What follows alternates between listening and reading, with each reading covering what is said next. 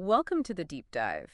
Today we're getting into something pretty interesting, the gift of wisdom. Right. Some people might remember it as the manual for teachers. Exactly. And this is really for those of you who've, explored living authentically and now feel ready for that next step, maybe moving towards a more soul-based life. Yeah, and the core idea is quite unique, isn't it? It's this concept of like direct communication. From your soul.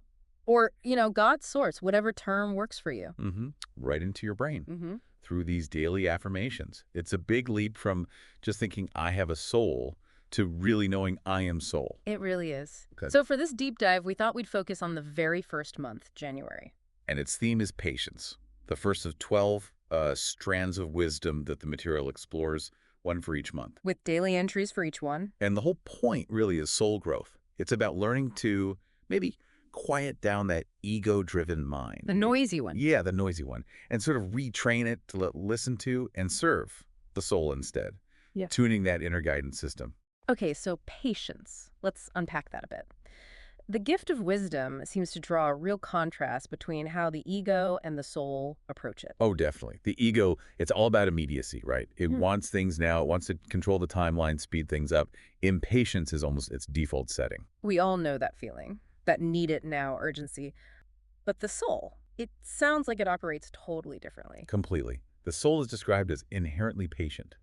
It gets the natural rhythm of things, how stuff unfolds. It's okay with the present moment. It can handle waiting, even enjoy it. Exactly. It accepts the waiting, the anticipation. There's this deep sense of allowing the flow rather than fighting it. So the flip side of that soul patience is impatience, which the text connects to wanting instant gratification, being unhappy with now. Always pushing for the next thing, trying to rush the future. And when you're always rushing, you miss what's actually happening, right? You do. Whereas patience lets you actually appreciate the here and now.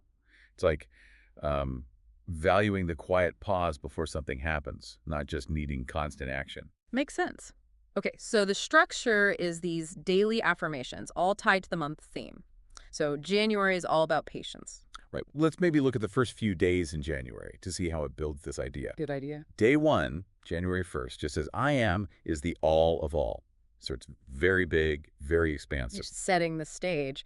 And this I am, it's talking about that core essence, source energy. Yeah, exactly. Day 2 clarifies. I am is known as God or source energy. Grounding it a bit. Okay. Yeah. Then day 3 gets personal. I am is your soul in a microcosm state. Wow. Powerful, isn't it? The idea that your own soul is like a tiny, perfect reflection of that huge universal source. What does that bring up for you? Oh, it makes you feel less separate, Like we're not just isolated little units, which Yeah. connects to day 4, right? I am is your soul, combined with all souls, combined with the core that never left itself. Yeah. Reinforcing that interconnectedness, that we're all part of this one And thing. that we're all expressions of it. Exactly. And the next few days talk about how this I am explores itself through differentiation. It uses the term soul splitting from the core energy. Like light through a prism, that kind of idea. That's a great analogy. Each color is still light, just a different expression. Our souls are like those different expressions of the one source. Okay, I get that. And then January 7th says, your soul became you for a time, bridging that gap between the universal and the personal us. Which leads right into probably the most central statement on January 8th. You don't have a soul. You are a soul. Ah, there it is. That's the core shift it's aiming for. It's not an accessory. It is us. It's our fundamental identity, not just something we possess or connect with sometimes. So it's about realizing our very being is soul. And the text acknowledges that when we're in this sort of individual human experience, it can feel separate. Right. It can feel like the soul is only a part of us or something outside us. But the idea is, as the soul becomes more dominant in our awareness... But we start identifying as the soul. Exactly. January 12th says, I am you and you are I am. It becomes unified. And then, boom, January 13th, I am talking to you through your brain. That's the direct line. That's the core premise right there. Yeah. That constant moment-to-moment input from the soul. And it describes this voice. How does it put it? As the voice of reason and sanity, and crucially, one that only speaks with pure love. Okay, so that sets up a clear contrast with the other voice. Which it calls out on January 16th. The voice of me, myself, and I. The ego. And the key thing, it does not speak from pure love. That distinction feels really important for figuring out who's talking inside. It really is. Then it gets into the dynamic of listening, January 17th. When I speak and you listen, I grow. So our attention actually feeds the soul's presence. Seems so. But if we choose the ego's voice in that moment, the soul doesn't get that same boost, let's say. It really highlights our active role in this. We're choosing which signal to amplify, which leads to that fundamental choice on the 19th. Right. In the separated state, the choice is yours. Choose your true self, the soul and reality, or choose the false self, the ego and illusion. It frames it as an ongoing choice. Okay, so bringing this back to patience, the January theme, what does it say there? January 20th is beautifully simple. I am is pure patience. Ah, so patience is inherent to our core being, to the soul. That helps explain why the soul can wait, unlike the ego. Exactly. And it expands on that the next day.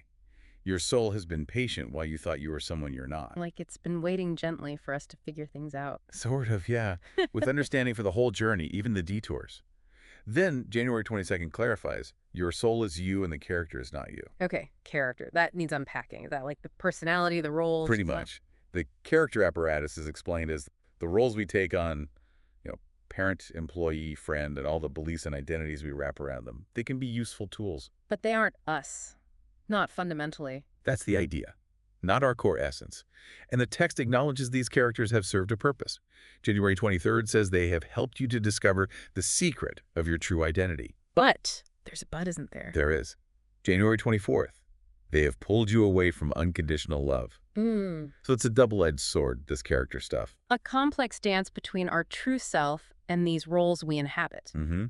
But it also says if we choose love and service as our guides within those roles, we can actually appreciate the character apparatus for allowing us to express that. Okay. But it also warns about identifying only with the character, the mind, the body. Saying that often leads to dissatisfaction. Right, which circles back to January 27th. Yeah. You are not the roles you play. Our true self is deeper than any job title or family role. So how do we navigate playing these roles then? It gives a clear guidepost. When you play your roles as soul, love will be your guide. But when you play your roles as pure ego, fear will be your guide. Love versus fear. Soul versus ego. that's the fundamental choice presented. And it comes back to that core truth on January 30th. You are love and exceedingly patient. It's reminding you of your inherent nature. Your soul nature. Yes. And the last day of January sums it up. I am your voice now. Like the connection is established, the soul is present and speaking. Wow, okay. That's a lot just in the first month. Now, practically speaking, how should someone use this? You mentioned starting on the current date. Yeah, the guidance is once you've worked through the preliminary steps to authenticity, you just jump into the gift of wisdom on whatever the current calendar date is. We use January here just to illustrate the kind of themes and how they develop day by day. Each month has its own focus, maybe forgiveness or compassion, building on each other. Got it. So January's deep dive into patience really sets the stage for aligning with that soul rhythm. That rhythm of allowing, accepting, trusting the unfolding instead of the ego's constant push for control and instant results. And working with these affirmations daily, the idea is it helps shift where you place your identity, from ego to soul. That's the transformative potential, yes. Yeah. It's a gradual retraining, a remembering of who you truly are. So maybe a thought for you listening. Think about today. Were there moments you felt that pull of impatience, that urgency? Or maybe moments where there was a quiet sense of acceptance, of just being okay with things as they were. And just notice which of those feelings, impatience or patience, felt more true, more aligned with your deeper self. It's interesting to consider, isn't it, how choosing to consciously embody that soul-level patience might actually change how you experience time, how you relate to what you want. A subtle shift, but maybe a really profound one, something to definitely mull over. Definitely something to reflect on. Thanks for diving deep with us today.